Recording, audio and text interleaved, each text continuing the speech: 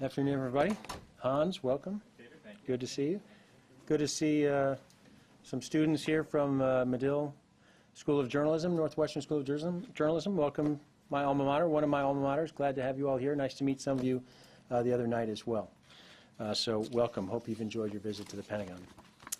I want to begin by following up on the strikes, the self-defense strikes we took overnight against radar sites in Yemen. As you know, the United States conducted strikes against 3 coastal radar sites on Yemen's Red Sea coast. These strikes are in response to attempted missile attacks in recent days against USS Mason and other vessels in the Red Sea and the Bab el-Mandeb. The U.S. strikes were conducted using sea-launched cruise missiles launched from the USS Nitsa. These targets were chosen based on our assessment that the radar sites were involved in missile launches in recent days. And they were struck in order to defend our ships and their crews and to protect freedom of navigation through a waterway that is vitally important to international commerce. Let me emphasize 2 points from last night's statement that bear repeating today. The first is that these strikes were, again, a response to threats to our vessels and to freedom of navigation, which is a core U.S. national security interest. These strikes are not connected to the broader conflict in Yemen. The United States continues to encourage all parties in the Yemen conflict to commit to a cessation of hostilities and to seek a political solution to that conflict. Our actions overnight were a response to hostile actions, the launch of multiple missiles that presented a threat to U.S. Navy vessels, to other ships in the area, and to commerce in a strategic international waterway. More than 4 million barrels of oil a day pass through the Bab el-Mandeb. This narrow passage is a vital link connecting Asia and Europe. Safe navigation through the strait is vitally important to economies in the region and to global commerce.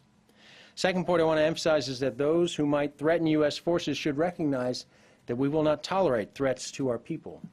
We will respond if our forces come under fire. We have taken swift action in this case, and should we see a repeat, we will be prepared to take appropriate action again at the appropriate time.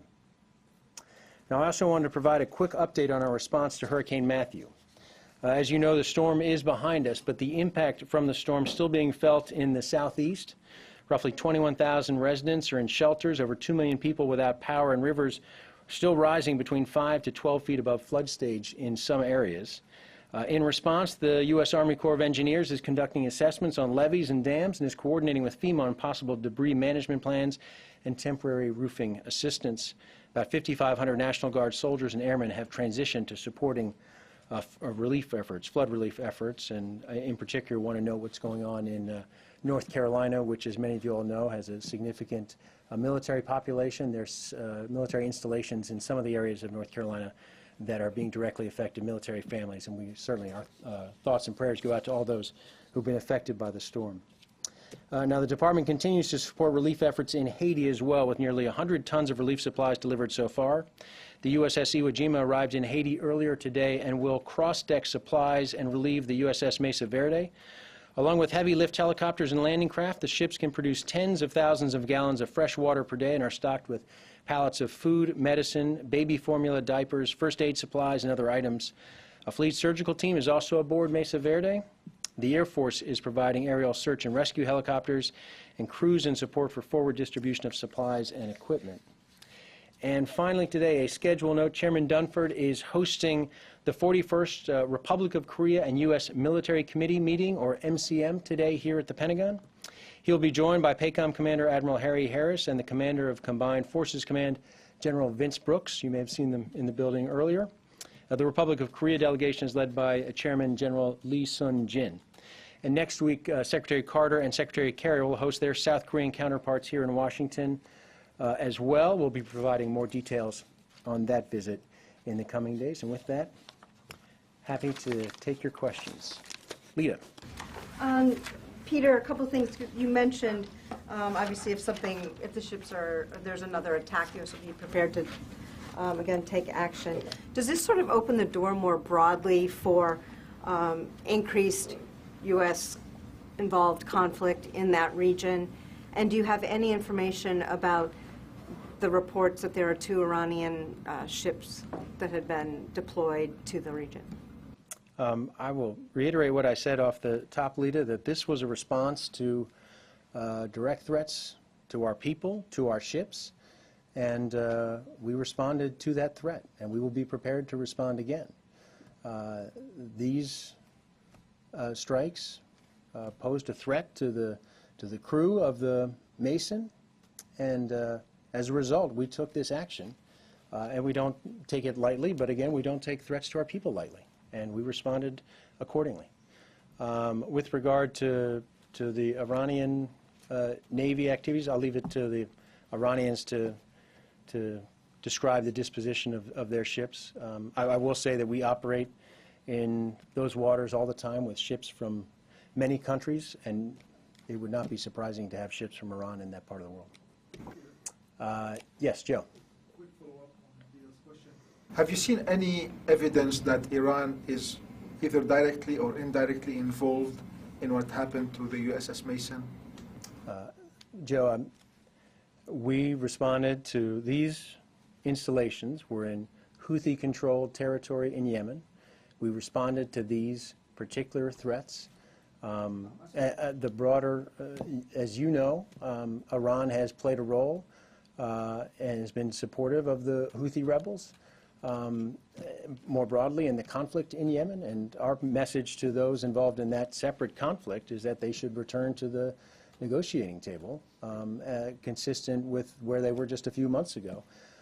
So we're only responding right now to the direct threat to our forces. As you said, Peter, Iran is supporting and backing the Houthis. Any information that the missiles that were launched are Iranian-made, for example? We do not have specific information. We're assessing everything that took place with regard to the attempted strikes against our forces. What we know is where they originated from, and we have responded to the source of those strikes, as you saw overnight. Yes, Tara. A couple more on the Mason. Several news organizations have shown photos of what they believe to be the missile that was launched first against the Swift, a Charlie 802, which is an Iranian import from China. Do you have any knowledge as to whether these same type of missiles were used against the Mason? And then on Wednesday's launch against the Mason, did the Aegis combat system aboard the Mason successfully defend the ship against the incoming missile? On your second question, I'm not going to get into the specific response of the Mason. I will just say that the crew acted as they were trained to perform. They did so in the professional fashion that we expect of U.S. Navy sailors faced with a challenging situation. Again, they should be commended for how they conducted themselves out there. But I'm not going to get into the specific countermeasures that may or may not have been employed and how it played out. We don't have any specific information at this time that we can share with you about what it was that posed a threat to our ship. The good news for us is that it didn't hit, and we'd like to keep it that way. Yes, Carlo. Peter, following up on that, as far as the information you're gathering about both attempted strikes, with the initial strike, there were reports that the USS Ponce was also in the vicinity of the USS Mason. Given the Ponce's capabilities and sort of mission profile, what's conducted off of that ship, is there any indication that it was the Ponce, not the Mason, that was actually being attacked the first round during the first sort of salvo, I guess? It's our assessment at this point that the Mason was the target here, and that there were other ships in the area. And what's really most important here is that from the viewpoint of our sailors and that crew, they felt they were being threatened, and they responded accordingly. And needless to say, we have responded further to that threat and to the fact that we have now seen 2 attempts to try and target U.S. vessels in that region. And we want to make crystal clear that if you threaten our forces, you threaten our ships, we will be prepared to respond as we did in this case. Yes, Barbara, welcome back. So you are saying, if I'm understanding you correctly, the assessment is that the Houthis were specifically knowingly targeting a U.S. Navy warship. They weren't just firing at anything out there. Did they know they were attempting to hit a U.S. Navy warship? What we've said, and what I'll repeat again, Barbara, is that these attacks, these attempted missile strikes against our forces originated from Houthi-controlled territory.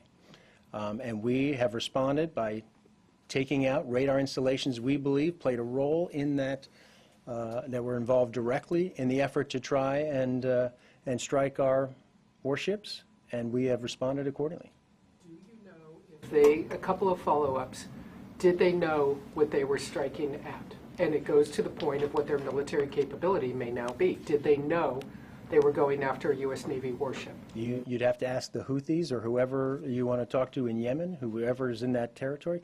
We do not know what they were, whoever fired these missiles were attempting to hit, but we know that our forces felt like they were under threat. We had ships in the area where these missiles were threatening, and we responded. They responded accordingly, and we've responded since to reduce that threat. Okay, so you cannot say that they did know they were hitting U.S. They were trying to hit. That's what you just said. We know that our ship in that region felt a direct threat, responded accordingly. And my other question is, what can you tell us about the hybrid warhead capability that the Houthis apparently had on these missiles with some advanced lethality and penetration capability? How could they have possibly done such a hybrid warhead without some help? What role do you believe the Iranians may have played? I'm not sure what you're referring to in terms of information about weaponry that may have been deployed here. I haven't spoken to what was fired into the Bab el-Mandeb because we are still trying to assess it ourselves. So I'm not sure I can comment on what you're talking about. Let me just rephrase it then. Let me try again in a different way. What is the U.S. military assessment at this point about Iran's involvement, and why did the military wait a couple of days after the first attack, knowing it was vulnerable, knowing these radars were targeting them? Why did you wait and let a second attack potentially happen? Why not go after it all right away? As we said at the time, we respond at an appropriate time in an appropriate manner, and we've done so. Was it risky to wait? And Barbara, we have, we don't take this action lightly, both the threat against our ships, likewise our response to it.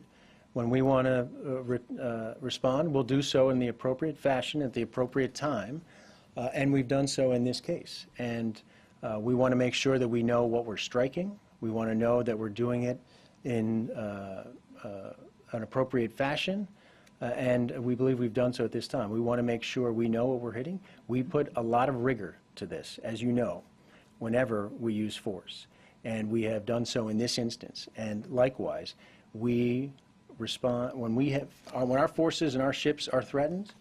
We take that, Barbara, as you know, very, very seriously. And anybody who has any doubt about that should know after what's happened in the last 24 hours. And we'll be prepared to do it again. Yes, Paul. Can you give us some information about the kind of radar installations that were hit, and their level of sophistication, where they might have come from? Listen, I'm not going to get into details about that, other than to say that we believe these were involved in the effort to target our warships and other ships in the area, and that by taking them out, we've reduced that threat. Is there any indication that they might have been supplied by Iran? I don't have any information on that. My understanding is that these are sites that may have been there for some time. These were sites that belonged to the former government of Yemen. I believe that's right, David. And sorry, just to follow up on, and you said at the top that if this was our strikes were in response to strikes against the USS Mason and other vessels. So does that mean that you believe the strikes weren't limited to the USS Mason? There's been a strike recently in that area. As you know, a UAE ship was hit recently. UAE ship, you're not referring to other U.S. vessels during the course of these last two? No.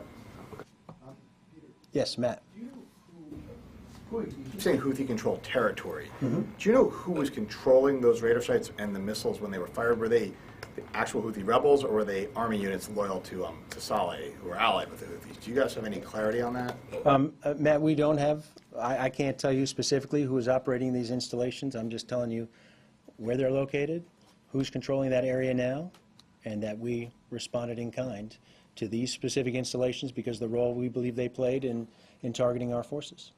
So you're not sure one or the other then? We're not there. I can't say with certainty from this podium, but we have taken out installations, military installations that we believe played a role in the targeting of U.S. forces. I know you said you don't see this as a broader move into Yemen, that this is specific to the threat. But, suddenly you've got U.S. ships firing in a region where there's a ton of commercial traffic, a lot of navies operating, now the Iranians as well. Mm-hmm. And you've also got the Houthis who are today saying, like, look, we're responding to a threat from the U.S. They're helping the Saudis, they're threatening us. That this could just draw on the U.S. further because you're suddenly in a situation where a lot of people are operating there with grudges, looking to defend themselves. They're seeing themselves as righteous, I guess. Matt, I'll just make the point that we operate in those waters all the time and have for years, and we will continue to do so. What's different is that we had our warships targeted in recent days by missiles launched from Houthi-controlled territory, and we have responded to that threat in this case.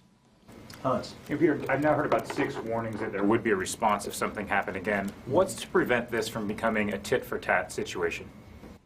Well, hopefully the message has been sent to those who fired these missiles that there'll be response from us, and that they'll see a wiser move on their part would be to refrain from targeting U.S. warships and putting our forces at risk. And when we look at potential targets inside Yemen, are you confident that you have all the radar facilities out? Are there additional targets, or is it just unique to these three sites? We have responded and taken out 3 sites that we believe played a role directly in assisting in the targeting of our forces, and we believe we've reduced their capability to do that. Reduced but not eliminated? We'll see. We'll see. We would be prepared to respond further, but we believe we've taken action that will reduce their ability to carry out these kinds of attacks, and we certainly hope they understand that we will be prepared if need be. Yes, Carla. On Yemen, and then I have a follow on Somalia and Libya as well. But on Yemen, you said that you could not say with certainty from the podium who actually had these radar capabilities. Was that the reason for the delay in the response? As I said, we responded at the appropriate time after the kind of rigor and thought and discussion that you would expect us to have when we use force in this way. And then to quickly follow on Somalia, do you have any update for us on the strike that happened on September 28th that the Somali government says killed government forces? Yeah, I know you've asked about this several times. I would hope that you're checking with AFRICOM. I know that we did today as well, and my understanding is that the assessment is still ongoing. And then finally on Libya, there have been some reporting out of Libya saying that the Islamic State militants in Sirte have been completely defeated. Do you have a comment on that? Can you confirm that? I know that, first of all, if those reports are accurate, that would be excellent news, and something certainly that would be an important step forward for the government of national accord and for the people of Libya. I can't confirm it from this podium. I can tell you that our support for the GNA has continued, including airstrikes even in the last 24 hours in Sirte. And again, our support for those forces has been with the goal of eliminating ISIL from Sirte, from its one stronghold in Libya. And it's certainly been helpful to that effort. And if they've in fact achieved the elimination of ISIL from Sirte, that would be an excellent step forward. But I can't confirm that. I'd leave it to the GNA to speak to that, and the forces aligned with the GNA in Libya. Peter. Yes. Thank you, Peter.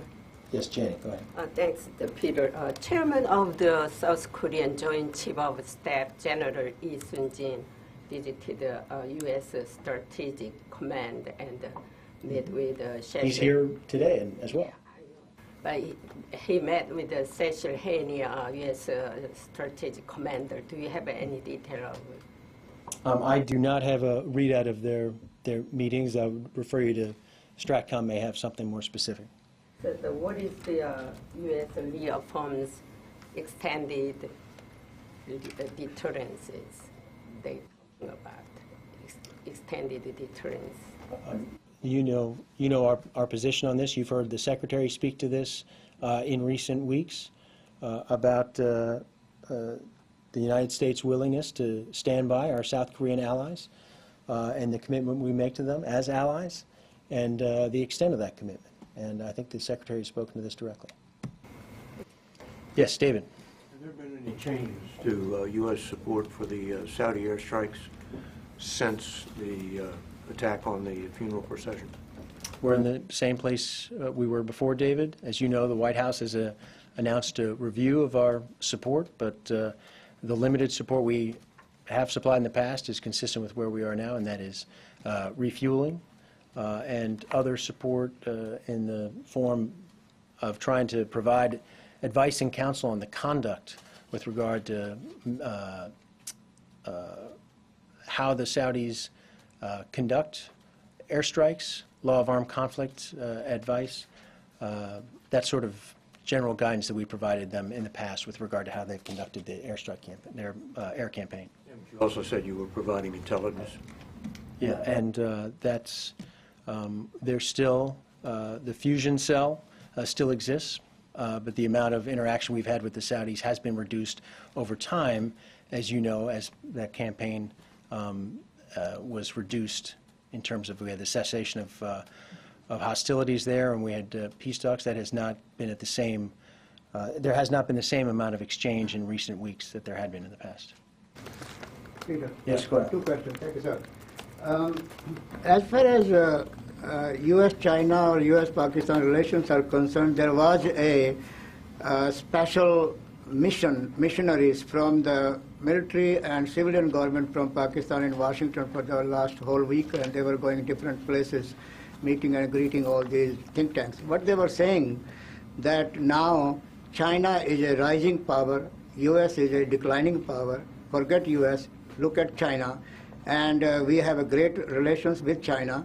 And President Obama is now the guest of the United States of America. Any comments on that?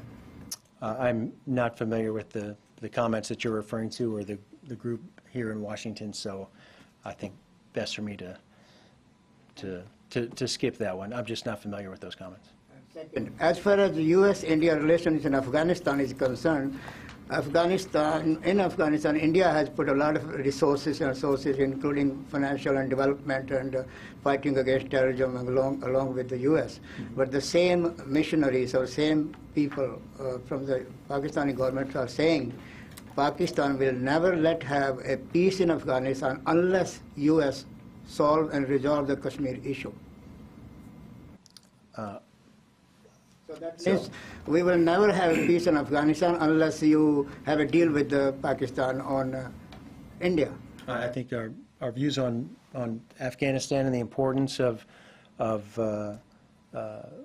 its neighbors playing a positive role in terms of helping the Afghans secure their own country. We've talked about this at length. This is important to Afghanistan. This is a country that faces challenges right now. We're trying to support Afghanistan. Certainly NATO countries are trying to support Afghanistan in terms of securing the country, and I think the Secretary has spoken to this in the past about the importance of Afghanistan's neighbors playing a constructive role as well. That would be a welcome thing. I'm asking finally that can we have, or can the Afghan people have a peace there, lasting peace? They've been waiting for the last 30 years or so. That without Pakistan, can they have a peace and light in the dark tunnel for all? I'll leave Afghan-Pakistan relations to the Afghans and the Pakistanis.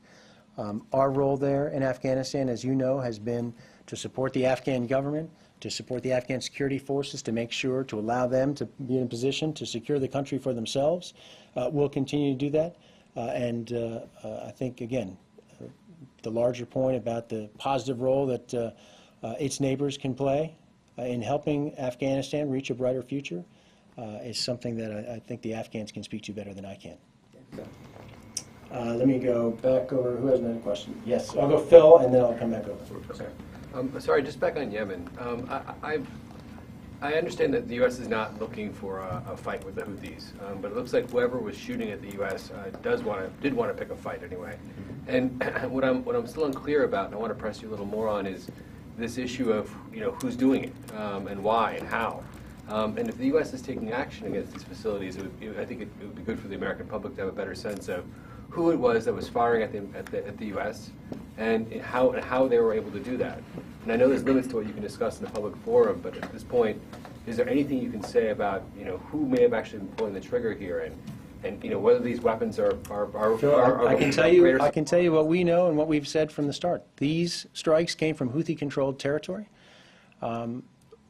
They posed a threat to U.S. warships operating in the Red Sea, and we don't take that threat lightly. So we responded, and we responded by taking out radar installations that played or directly involved in this effort. And again, we don't know who was pulling the trigger, if you will, specifically. You can be sure that we're still trying to assess exactly what happened here and the threat, if there is still a threat, posed to our ships that remain in that area. And we'll continue to do that. But we've responded as appropriate to a direct threat to our forces. And they've conducted themselves in a professional fashion. This was an unprovoked attack, an unjustified attack on our forces, and we've responded in kind. And I mean, the whole idea that you've attacked radar facilities, but if you don't know who it is that's firing at you, what confidence can you have they won't keep doing it? And if you don't know how they're getting their weapons, then how do you know that? We don't have confidence necessarily they don't do it, other than they should have a pretty clear indication from what's happened in the last 24 hours that if they try it again, it's quite likely they'll get a similar response. Houthis have denied responsibility. Do you believe that? All I know is these strikes originated from Houthi-controlled territory. If somebody else is carrying this out in Houthi-controlled territory, then I would encourage the Houthis to try and get that under control. Are you concerned that this is going to provoke deeper involvement of the U.S. in this war? I mean, if this continues to happen and there continues to be a response. Our concern here, Paul, is about the safety of our forces, safety of our ships. And we don't seek a wider role in the conflict, as I said at the very top. This is about protecting our people, period. I promise to come over here, sorry. Secretary of Defense met with his counterpart of Mexico and Colombia. They were talking about the expansion. Trinidad and Tobago. Yeah. They were talking about the expansion of the role of Mexico in the defense and security of the hemisphere. In what ways they can expand? What Mexico will be doing now? Yeah, I think it was I think our readout spelled out. They had an excellent conversation. The Secretary, they've met before. Most recently, I think, in Colorado Springs at the NORTHCOM Change of Command. And there's been at least one other meeting, but I think the basic tone of the meeting was very positive, and the Secretary made the point that Mexico has made an effort to be a net exporter of security in the region and globally, and the Secretary welcomed that, and they discussed opportunities perhaps for greater bilateral security cooperation and opportunities to meet again in the future and to discuss some of those. Are Mexico and U.S. trying to make more efficient the Inter-American Defense Board that haven't worked for a long time? Yeah, I know the Secretary specifically welcomed the contributions of Mexico to that board and to that effort. But in terms of specifics, I think I'll leave that to the Mexican government to speak to the Mexican Ministry of Defense. Finally, do you believe the relationship that was very different some time ago between Mexico and U.S. from military to military have been changing, evolving rapidly? I think the Secretary believes, on the basis of meetings like the one he just had, that there is an opportunity for a positive military-to-military relationship between the United States and Mexico, that there are security concerns that the two countries share, and there are opportunities to work together to try and address those and work regionally in the hemisphere and globally to address some of those security concerns. And I think certainly he left that meeting perhaps more optimistic that there were opportunities to follow. So, let me go. David's question. Okay. Did the U.S. provide any intelligence, such as targeting information, that would have had any role in the Saturday airstrike against the Sanaa funeral home? No. Or funeral? No role at all? No. No, as I said, our advice, the kind of guidance that's been provided to the Saudis has been in the conduct of the air campaign and how to improve and address concerns about civilian casualties and how civilian casualties could be limited. And we played no role whatsoever with regard to the strike. Aerial refueling? We've provided aerial refueling in the past. Provide aerial refueling on that strike? No. No. We did not. Yes, Kassim. Peter, on Mosul, we are frequently updated by the coalition about the military preparations for retaking Mosul. But I wonder to what extent Secretary Carter is concerned about sectarian feuds that might erupt after Daesh defeated the parent tumor in Mosul. The Secretary has spoken extensively, Kassim. I think you know about how important it is that given the central focus on this one enemy that we all share in Iraq and Syria, that being ISIL, that needs to remain the focus. And tensions that are there, it's a complicated picture in Iraq and in Syria, that those tensions, it's important to keep the focus on ISIL, and that efforts need to be made to try and address concerns about sectarian issues. It's one reason he's spoken so often about Prime Minister's efforts to make sure that sectarian strife is not something that follows in Iraq. That's what led to ISIL in the first place. And so I think the Secretary certainly feels confident that this is a conversation that he and Prime Minister Abadi have discussed at length, and that he feels that Prime Minister Abadi and others have taken significant steps to try and address some of those concerns going into Mosul, because it's important on the day after that the people of Mosul and the people of Iraq have a peaceful situation, a better life to look forward to once ISIL is removed. The Turkish president the other day said that those post-ISIS sectarian feuds might leave the region in a blood and fire in case of these kinds of eruptions. To what extent the Secretary or this department is speaking to the partners in the region, allies in the region, like Saudi Arabia, Turkey, and as well as other allies? I think this is a regular conversation. As you know, we talk all the time with our partners. Our State Department colleagues are engaged on a regular basis, talking about the issues, the diplomatic issues that need to follow afterwards.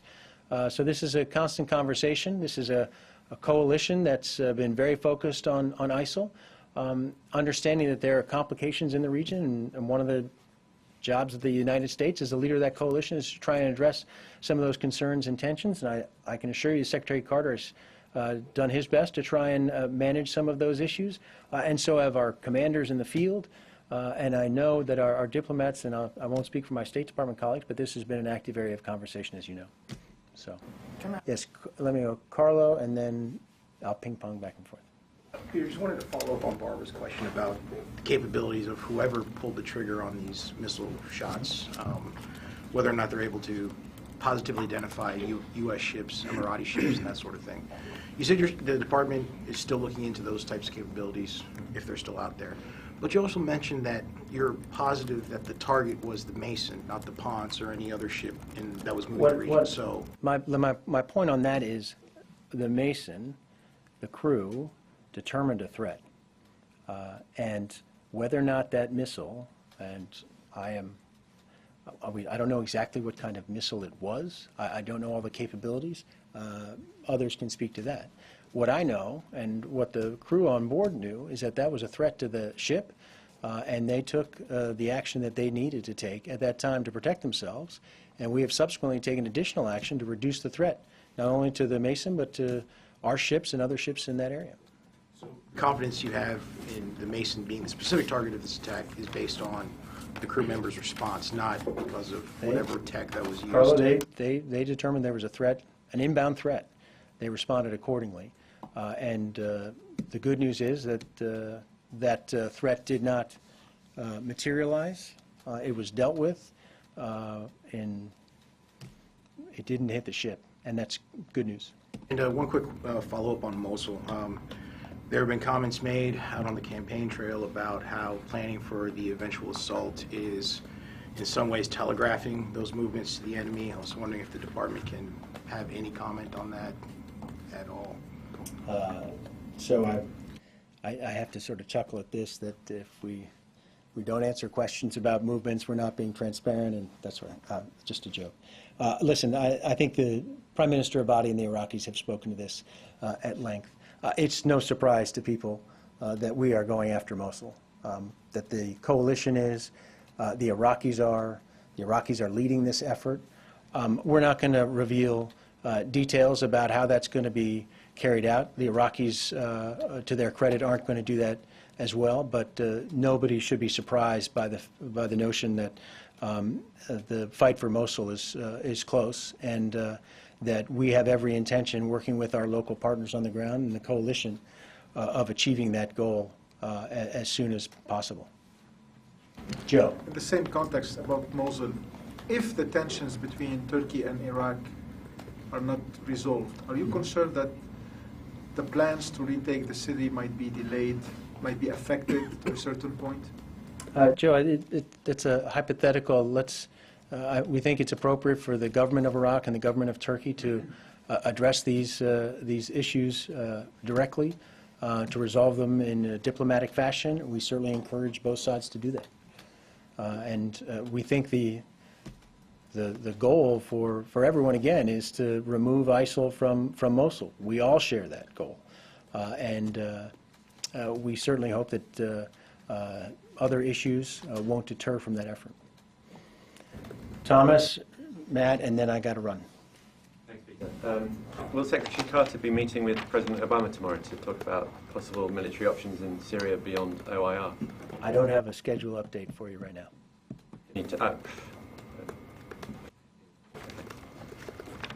Matt, do you guys have any assessment of civilian casualties from the strikes overnight in Yemen? Any sense of whether there were any? Matt, I'm not. My understanding is the strikes were successful, and the reporting I've seen so far indicates we have no indications of civilian casualties. And the missiles that were fired on Sunday and on Wednesday, can they be effectively fired without radar guidance, without the radars in use? I don't know the answer to that question, Matt. I can only imagine, not being someone who operates radars or missiles myself, that those radar installations, if nothing else, could improve the performance of missiles, and that in this instance, it was determined by the professionals within the Department of Defense, and certainly our folks in Central Command who assessed the situation, that those installations did play a specific role in the targeting process, in support of those strikes, and that by eliminating those installations, by targeting them in the way we did, we would reduce that threat. Were all three active during all the strikes, or was it like one active during this one, another active during another one? I don't have the specific answer to that question. We believe they've all played a role in the recent strikes. Whether or not they were all on at the same time, I can't speak to that. Just one follow-on. Any rebel casualties? You said no civilian casualties. Were there any casualties? I'm not aware at this time of casualties. I know that the initial assessment we got was that these strikes were successful, and it happened at 4 in the morning, and I'm not aware of casualties as a result. But our assessment, Hans, is still ongoing, and it's something we'll continue to look at as we continue to carefully monitor that coastline and, of course, threats to U.S. forces. So with that, one final note, a schedule note. The Secretary will be a guest tonight on Late Night with Seth Meyers. He appreciates the invitation, particularly appreciative of the fact that the show and Seth have been kind enough to invite a number of service members to attend. That show's at the Warner Theater tonight, so tune in if you want to catch it.